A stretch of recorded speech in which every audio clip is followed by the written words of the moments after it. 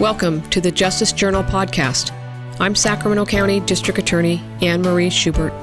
I hope you enjoy this podcast series where we discuss important public safety issues and provide insight into who we are as an office and what we do both in the courtroom and in the community to provide the highest level of public safety through prosecution, prevention, and innovation. In our last episode, we introduced the Community and Government Relations Division and the Community Prosecution Unit within that division. Today, we're going to focus on one specific and significant example of how community prosecutors work in and with the community to resolve quality of life issues and crime prevention. How did the idea of an MOU come to be? So I'm going to take you back just one step, if I may. When we sent that letter out to the corporate office, they immediately, in my mind, got a lawyer, retained a lawyer, a local lawyer, to speak on their behalf. And so when they came in to our meeting, and we had all of our law enforcement partners and all of our partners ready to go. And I will say, and I can laugh at it now, that our line staff, we were gung-ho and ready to go. We were. What do you mean by that? We were amped up as prosecutors, ready to prosecute. We wanted to go forward with prosecution of a civil nuisance because of all of these calls for service. And after the meeting, we came to learn that Motel 6 was ready to work. They were ready to resolve the issues.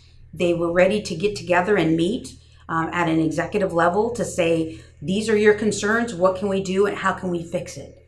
And so as a result of that, Anne-Marie decided that we're going to give them the opportunity. We're going to provide them the opportunity to address all of the concerns that we had and to see if they can be successful, because at the end of the day, prosecution is always available. And so it was a way in which we, once again, as an office, did something that was non-traditional. Instead of going and prosecuting criminally or civilly, the idea was, let's have a memorandum of understanding with Motel 6 and all of the different jurisdictions and agree to certain things that had to be done by a certain time period. There was an agreement upon that, and the MOU then became agreed upon and signed by everybody and signed off by the Board of Supervisors. Joy and Ron, can you talk about some of the terms that were in that MOU? Yes, I wanted to say too that it's very important to understand that when a crime occurs on a property, it's not like that criminal activity just stays at that location. There's a spillover effect into the entire neighborhood. And so as part of this prosecution, we interviewed many of the local businesses around these properties, and the things that they reported were pretty bad, and it really affected their business. So we felt like we had a great case. When the MOU was agreed upon, we asked for certain basic things that we really thought would reduce that criminal activity. And it turns out we were right, because it worked. But let me give you some of the things that we wanted to see. We wanted to see the registration process changed, which required an identification card. You couldn't just come in and just give a name. We needed to know who's in that room. We needed to know who's coming to visit that person in that room after they've checked in. So those were changed, and that was different from their previous policy.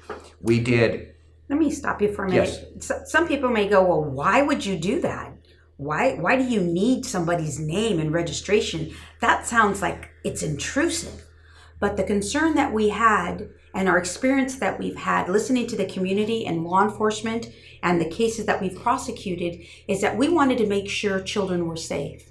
We wanted to make sure that whomever was going into that motel room was bringing in someone that they were supposed to bring in. And so it was important to us, and this was a tool that we could use to ensure that, to deter people from going in there and just trying to bring in people into that motel room and then engage in some type of criminality. I'm glad you brought that up because sometimes we go through these rules and we forget to explain what they're really all about.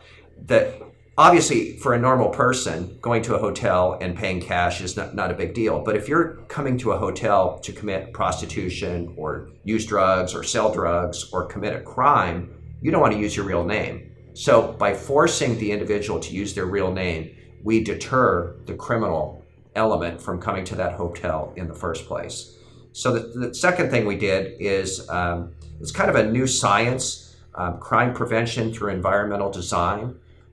I thought that sounded kind of, frankly, unheard of because it just seems like it's so obvious that anybody would. Can you give an example of what that might entail? Yes, it would be changing the lighting at the hotel so you don't have dark places where people can hide.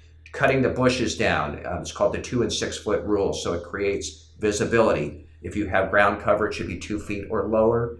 Or if you have a canopy, it should be 6 foot and higher. So to create that visual line deters criminal activity. Training the employees how to spot human trafficking or criminal activity and when to report it to law enforcement.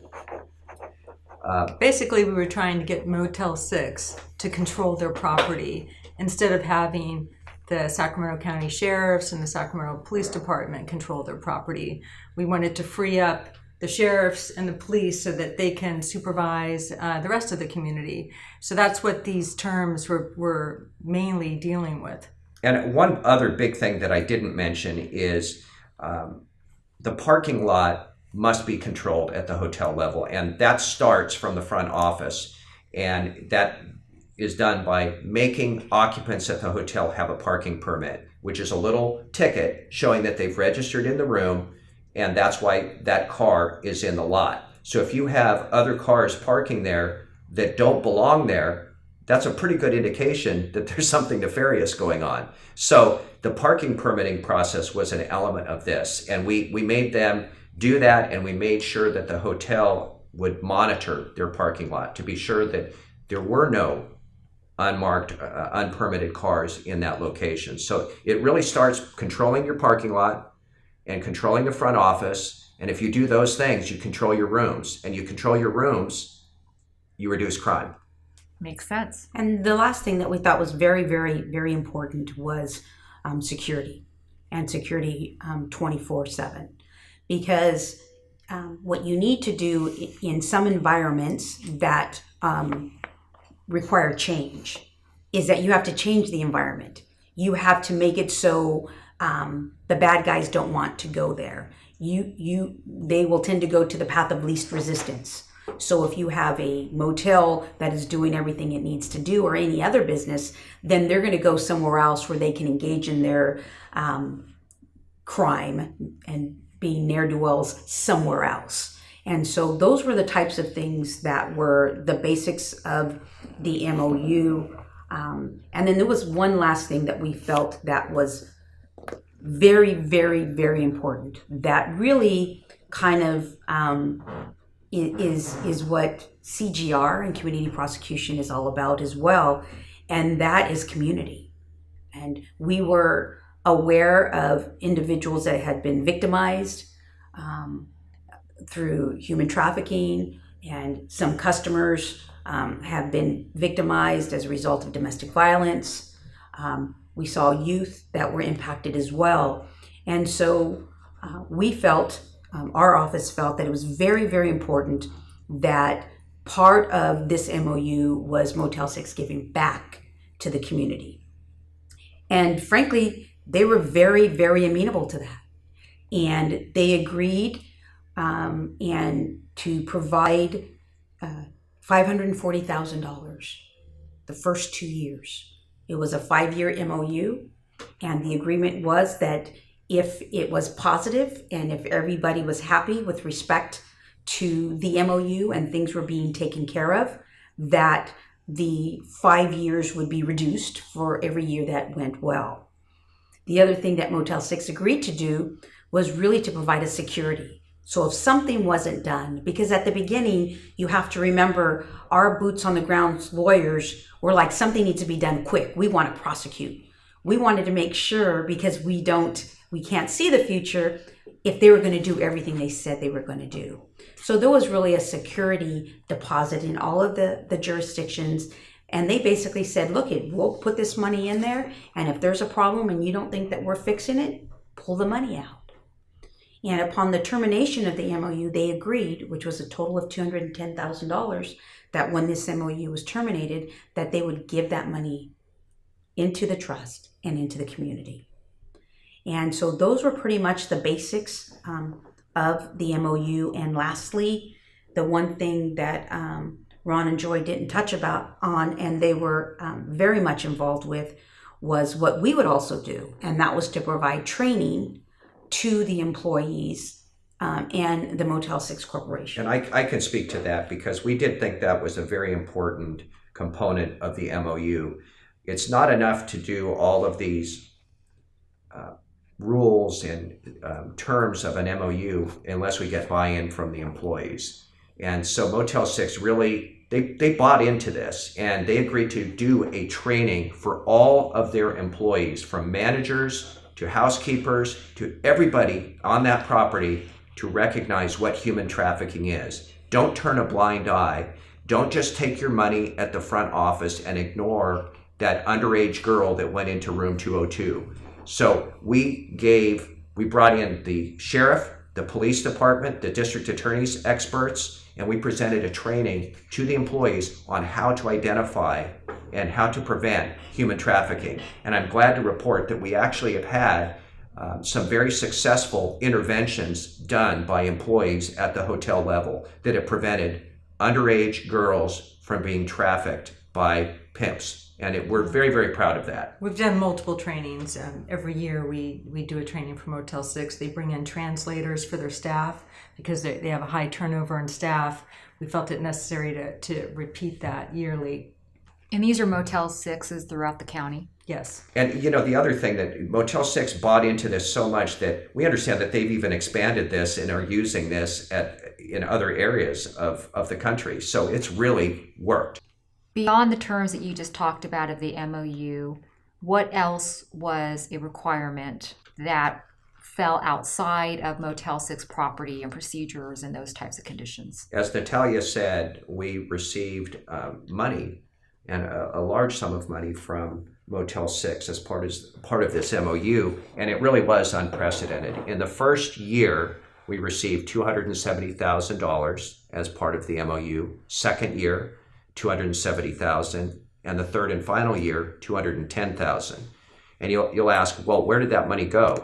It went to domestic violence programs in the county. It went to human trafficking and the prevention of human trafficking in the county, and other youth programs. So organizations that work to serve victims and prevent those crimes. Right. We tried to look at the types of crime that were occurring at those hotels or motels, and we wanted to use that money to prevent that type of crime. Who were the victims by this bad business model? And so that's why it went to those three places. And I want to say, one of the most proud things that was a condition of the MOU was that Danny Oliver, who gave his life on behalf of the citizens of Sacramento County, he was killed at a Motel 6. We did a $10,000 scholarship to Grant High, to a student there. And that was, or actually 4 students there, because Danny Oliver went to Grant High. And so it was a real nice thing to see done. This question's for all of you. What's the status of the MOU today? And if you can give your individual perspective on the specifics of the agreement and how it's played out. So I'm very happy and proud to say that the Motel 6 MOU was terminated. I also want to say, in terms of looking back, that this was the way to go. You've heard me say our boots on the ground, we wanted to move forward and we were ready to prosecute and we were ready to do all of those things. If we had went that way, we would probably still be in litigation. If we had went that way, I believe we would have been very successful, but we would have probably gotten to the same place that we are now. And instead, what we received was not only what we wanted from that in terms of crime reduction, public safety, reduction in law enforcement services at that location, the increase in businesses' success surrounding the Motel 6 very quickly, and constant monitoring, meeting, us, meaning the parties that were involved, and Motel 6 working collaboratively together for a more positive and a greater goal. And so I couldn't ask for more. I think that Anne Marie and Steve Grippy, who believed that this MOU was the way to go, were totally right in that, and that it was a different way, another non-traditional approach that we used. The fact that we received such a large amount of money to provide back into the community is, I think, something that's unprecedented, and something that the community prosecution team, that the Sacramento City Attorney's Office, who worked so closely with us, who worked so hard and for us to achieve this goal, was a very, very good thing. Joy and Ron, from your perspective? It worked great. They complied with everything that we asked for.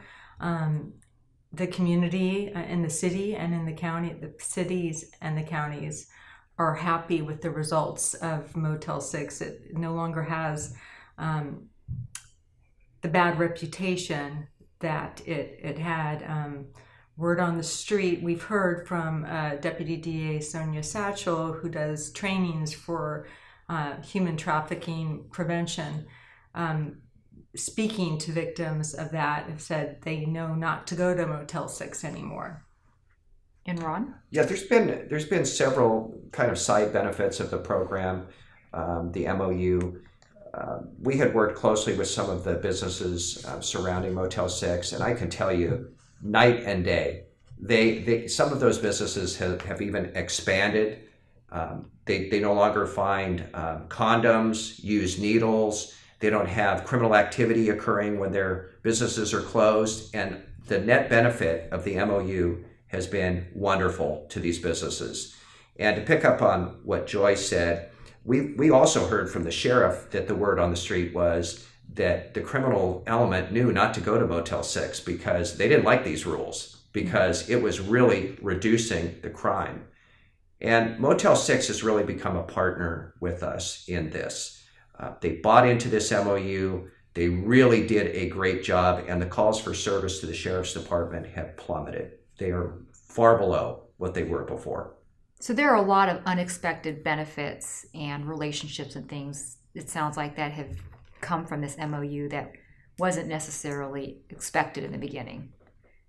I think that's totally true. And I have to say, I think Motel 6 was even stunned, because I think that they feared that their occupancy rate would drop.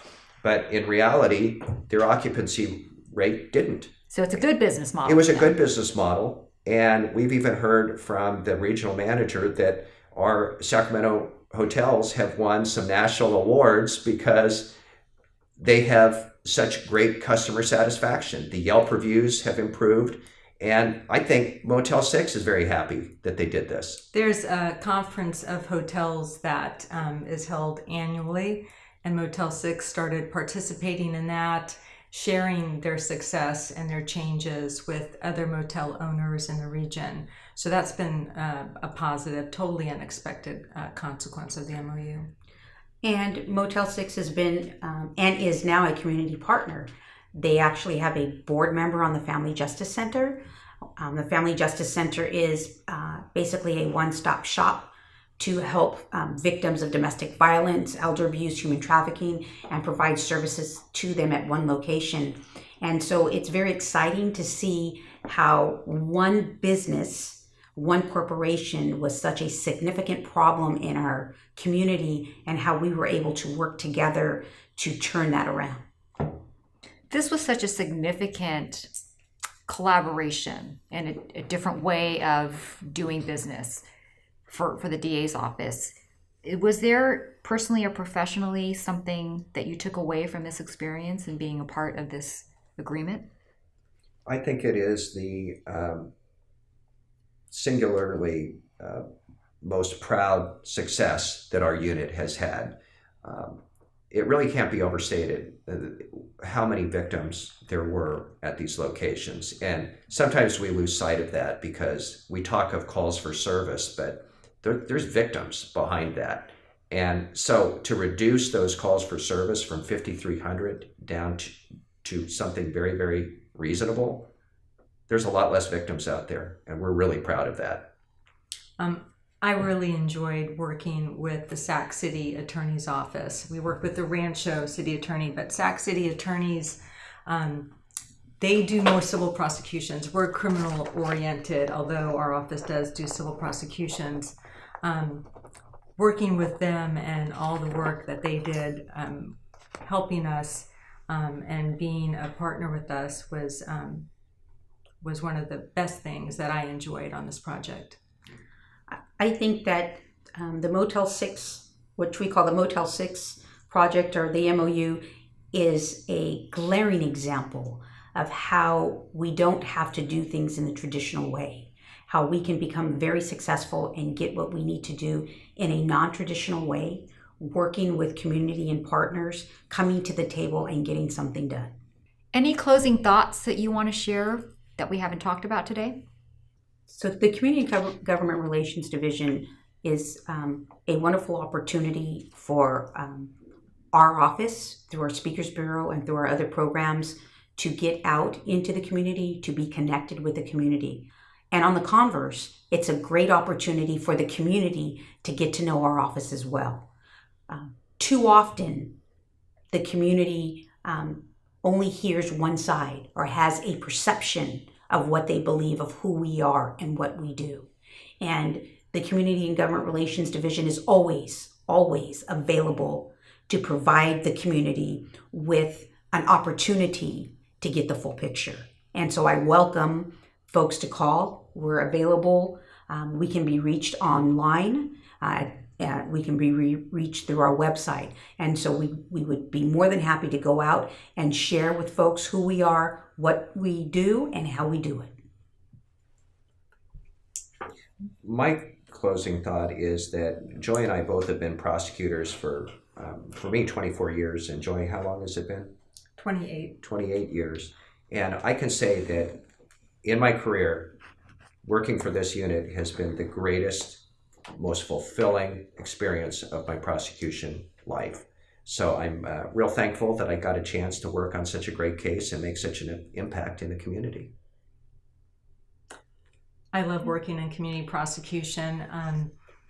Instead of working one case at a time, we say one community at a time, but usually it's multiple communities at one time. And so the impact is not always immediate, but when you see progress and you see things improving, it's very rewarding.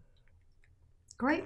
Thank you, Natalia, Ron, and Joy, for sharing a few examples and one significant example of how the Community Government Relations Division and the Community Prosecution Unit is working to resolve crime and quality of life issues in neighborhoods.